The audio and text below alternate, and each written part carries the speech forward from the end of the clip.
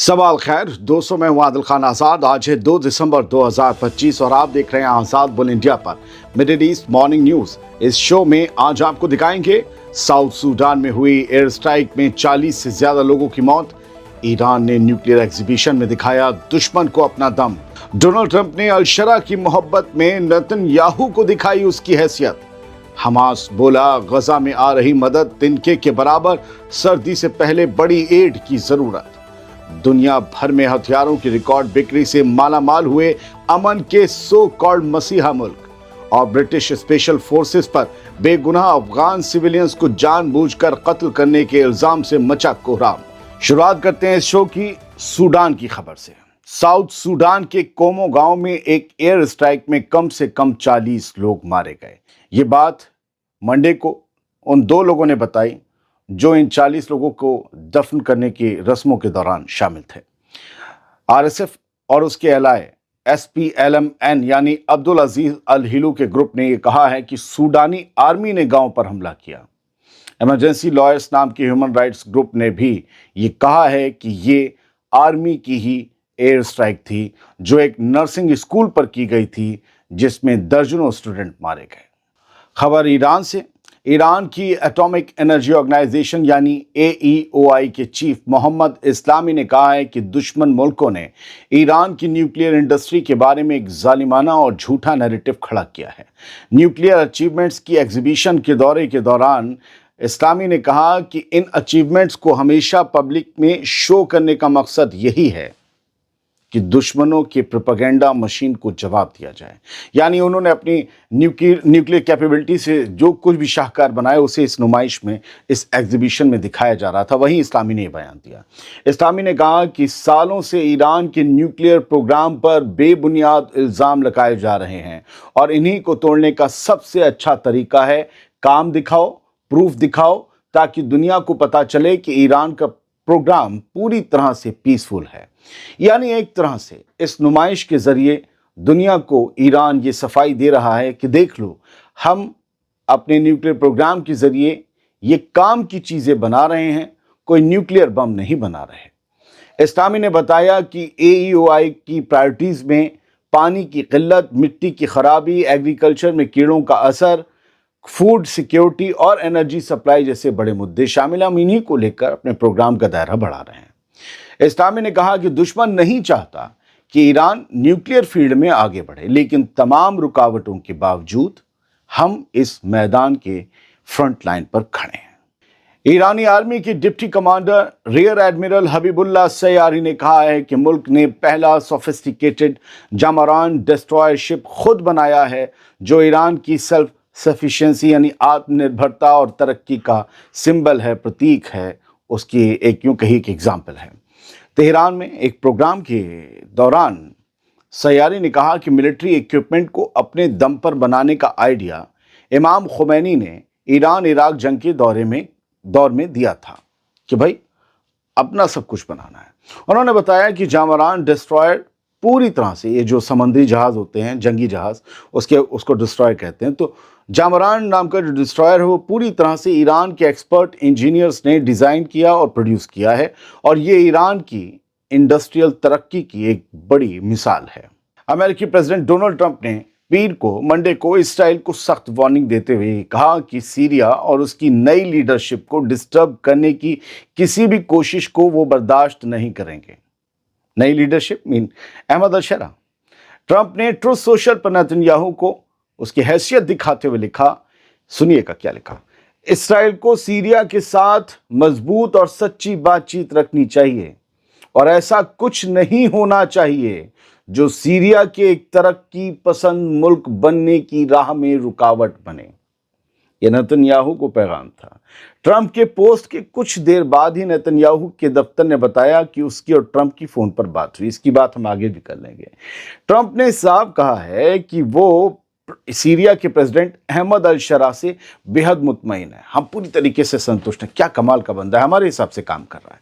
Trump चाहते हैं कि इसराइल और सीरिया का सिक्योरिटी पैक्ट आगे बढ़े, लेकिन ताज़ा हालात इस चाहत के उलट जा रहे हैं। चूंकि इसराइल ने सीरिया में सैकड़ों स्ट्राइक्स किए हैं अल-शरा के इख्तिदार में आने के बाद से, और पिछले जुमे को साउथ सीरिया में किए गए इसराइली ऑपरेशन में 13 लोग मारे गए थे, जिसे इसराइल ने मिलिटेंट ग्रुप पर हमला बताया थी, और बात है उनके फौजियों की भी गोलियां खूब लगी। इसी हमले के बाद सीरिया में पनप रहे गुस्से को भांपते हुए डोनाल्ड ट्रंप ने मुदाखलत की है और नेतन्याहू को समझाया है कि लाला, जरा अपने जामे में रहो, वरना जामे की डोर खिंच भी सकती है। दरअसल अमेरिका को सीरिया की जमीन पर अपने पैर जमा कर बहुत से मकसद हासिल करने हैं। इसीलिए इसराइल की तरफ ट्रंप का लहजा साफ है, सख्त है कि अगर सीरिया की नई हुकूमत को छेड़ोगे तो अमेरिका चुप नहीं बैठेगा। इसराइल का हिमायती है बहुत बड़ा अमेरिका, लेकिन कहते हैं ना, जहां एक्स्ट्रा मफाद आ जाते हैं, सीरिया की जमीन से बहुत बड़े मसले हल होने वाले हैं अमेरिका के। सबसे बड़ी बात तो यह है कि जी हुजूर करने वाला कोई मिल गया है। और लोग भी हैं, लेकिन वो अपने लोगों के भी मामले देखते हैं। यहां तो मामला ही दूसरा, एक कमजोर मुल्क है जिसे कर्ज पर कर्ज देना, और कर्ज में कभी भी कोई तन के नहीं खड़ा हो पाता, यूं ही होता है। जी सरकार, वही हाल अहमद अल-शरा का है, और वहां से बहुत कुछ हल होना है। वो जमीन आपको पता है सब तरफ मार करने वाली है, और वहां से रूस को भी खदेड़ना है। तो ट्रंप कभी नहीं चाहते कि सीरिया में अहमद अल-शरा नाम के शख्स को नुकसान पहुंचे। इसराइल के प्राइम मिनिस्टर बेंजामिन नेतन्याहू ने पीर की रात को अमेरिकी प्रेसिडेंट डोनाल्ड ट्रंप से फोन पर बात की।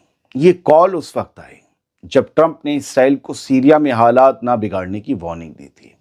नेतन्याहू के ऑफिस के मुताबिक बातचीत में हमास को निहत्था करने, गजा को डीमिलिटराइज करने और उन मुल्कों से रिलेशन बनाने पर भी बात हुई जो अभी तक इसराइल को एक मुल्क के तौर पर नहीं मानते। ट्रंप ने नेतन्याहू को व्हाइट हाउस आने का भी न्योता दिया, लेकिन तारीख नहीं बताई। हमास की तरफ से एक बड़ा बयान आया है। हमास ने कहा है कि जो मदद गजा में आ रही है वो ज़रूरतों के पहाड़ के आगे एक तिनके के बराबर है। हमास के स्पोक्सपर्सन है हाजिम कासिम। इन्होंने कहा कि गजा में दाखिल हो रहे मदद के ट्रक लोगों की बुनियादी ज़रूरतें तक पूरी नहीं कर पा रहे। उनका कहना है कि ज़्यादातर ट्रक कॉमर्शियल सेक्टर के लिए भेजे जा रहे हैं, और इनमें असल राहत का सामान नहीं बल्कि साइड वाली चीज़ें भरी हैं। यानी गजा में आ रहा ज़्यादातर सामान मुफ्त में बांटने के लिए नहीं बल्कि दुकानों में बिकने के लिए आ रहा है, जिन्हें कीमत चुकाकर खरीदना होगा, और जिनमें असल ज़रूरत के आइटम भी बेहद कम हैं। भले कोई पैसे दे के खरीदे तब भी सब कुछ नहीं खरीद सकता, क्योंकि सारे सामान दुकानों में भी मौजूद नहीं है। हालांकि कल मिस्र से राशन से भरा हुआ ट्रकों का एक बड़ा काफिला गजा ज़रूर पहुंचा है। 2.5 से 3 लाख लोगों के लिए खाने के पैकेट भी गए हैं, मगर वो मदद भी ज़्यादा दिन नहीं चल सकती। 22 लाख की आबादी है। हमास के स्पोक्सपर्सन हाजिम कासिम ने कहा कि 2 मिलियन से ज़्यादा लोगों के इतने बड़े क्राइसिस में गजा को बहुत भारी तादाद में बेसिक एड की ज़रूरत है। उन्होंने ये भी बताया कि सर्दी शुरू हो रही है, मौसम सख्त होने वाला है, और अभी जो एड आ रही है वो शेल्टर की ज़रूरतें भी पूरी नहीं करती। मौजूदा टेंट और शेल्टर इंसानी ज़िंदगी के लायक नहीं हैं। उन्होंने मीडिएटर्स और दूसरे मुल्कों से फ़ौरन दखल देने की अपील की ताकि मदद के सामानों से भरे काफ़िले आने वाले ख़राब मौसम से पहले गजा में दाखिल हो सकें। इसराइल के प्रेसिडेंट आइजैक हर्जोग ने कहा है कि वो Israeli prime minister Benjamin Netanyahu की माफ़ी की अर्जी पर फैसला करते वक्त सिर्फ इसराइल के बेस्ट इंटरेस्ट को देखेगा, यानी इसराइल के लिए जो सबसे बेहतर मफाद होगा उसको देखेगा। हर्जोग ने बयान दिया कि मामला बिल्कुल प्रॉपर और प्रिसाइज तरीके से हैंडल होगा, और मैं सिर्फ इसराइल और उसकी सोसाइटी के फ़ायदों को ध्यान में रखूंगा। दरअसल बेंजामिन नेतन्याहू ने इतवार को इसराइली प्रेसिडेंट के सामने माफ़ी की एप्लीकेशन डाल दी थी, ये दावा करते हुए कि उसके खिलाफ चल रहे करप्शन के केस इसराइल को बांट रहे हैं और मुल्क को अंदर से तोड़ रहे हैं। लिहाजा माए बाप मुझे माफ़ी दे दीजिए, मेरे केस ख़त्म हो जाएंगे तो इसराइल एक हो जाएगा, वरना बढ़ जाएगा।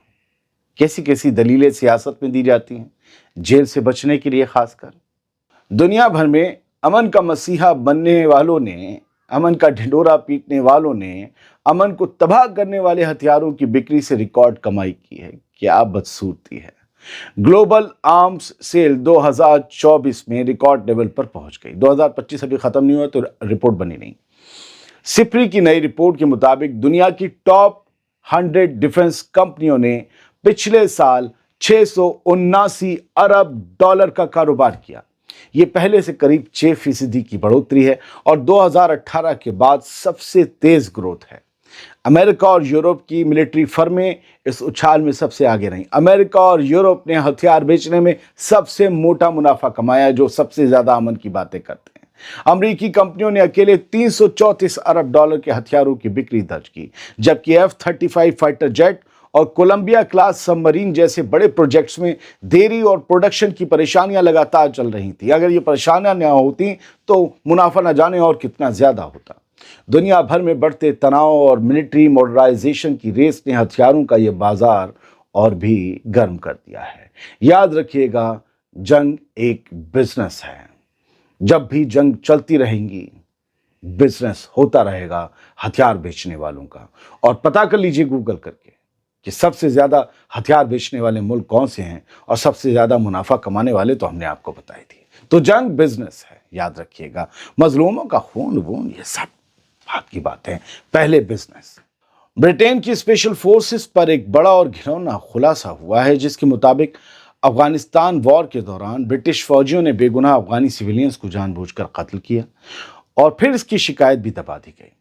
یو کے اسپیشل فورسز کا ایک سینئر آفیسر جس نے افغانستان میں سرو کیا تھا، جنگ لڑی تھی، اس نے ایک انڈیپینڈنٹ انکوائری کو بتایا کہ اس نے افغان سویلینز کو جان بوجھ کر مارنے کی شکایت اٹھائی تھی، لیکن یو کے ایس ایف کے ڈائریکٹر نے ان وار کرائمز کو دبانے کی کوشش کی۔ یہ خلاصہ منڈے کو تب سامنے آیا جب افغانستان انکوائری نے بند کمرے میں ہوئی ہیئرنگز کی سمری ریلیز کی۔ ان میں اسپیشل فورسز کے کئی لوگ اپنے ہی ساتھیوں پر لگے وار کرائم کے الزاموں پر بیان دے رہے ہیں۔ ڈاکیومنٹ کے مطابق جس سینئر آفیسر کا کوڈ نیم N1466 ہے، اس نے کہا کہ برٹش اسپیشل یونٹ کے کچھ ممبرز کے بیچ ایک ڈیلیبریٹ پالیسی چل رہی تھی جس میں ایسے سویلینز کو بھی مار دیا جاتا تھا جو کسی طرح کا خطرہ نہیں تھے۔ مزے کے لیے یہ تیرا وہ میرا شکار، ایسے کر کے افغانستانیوں کو گولیاں ماری گئیں۔ جن کا ذکر ہو رہا ہے ان میں 2 بچے بھی شامل تھے۔ ہاتھ نہیں کانپے، دل نہیں لرزا، گولیاں چلا دیں۔ یہ برٹش فورس کا ایک اور گھناؤنا چہرہ ہے جو یہ بتاتا ہے کہ مسلمانوں کا خون ان کے لیے کتنا سستا ہے۔ کچھ ہیڈ لائنز ہیں، یہاں سے دیکھ لیجئے۔ دی جیروسلم پوسٹ نے کل رات ایک خبر شیئر کی، رات لگ بھگ 8 بجے وہاں کے، کہ آئی ڈی ایف نے فلسطینی اسلامک جہاد کے ایک سینئر بریگیڈ کمانڈر کو، جو کہ غزہ سٹی کے بریگیڈ کمانڈر تھے، انہیں قتل کر دیا ہے، اور دعویٰ کیا کہ 7 اکتوبر کو کبوتز نہال پر جو حملہ ہوا تھا اس میں یہ کمانڈر شامل تھا، اس نے اسرائیلیوں پر حملہ کیا تھا۔ تو یہ بتایا گیا ان کا نام تھا علاء الدین عبد الناصر حسن خضر۔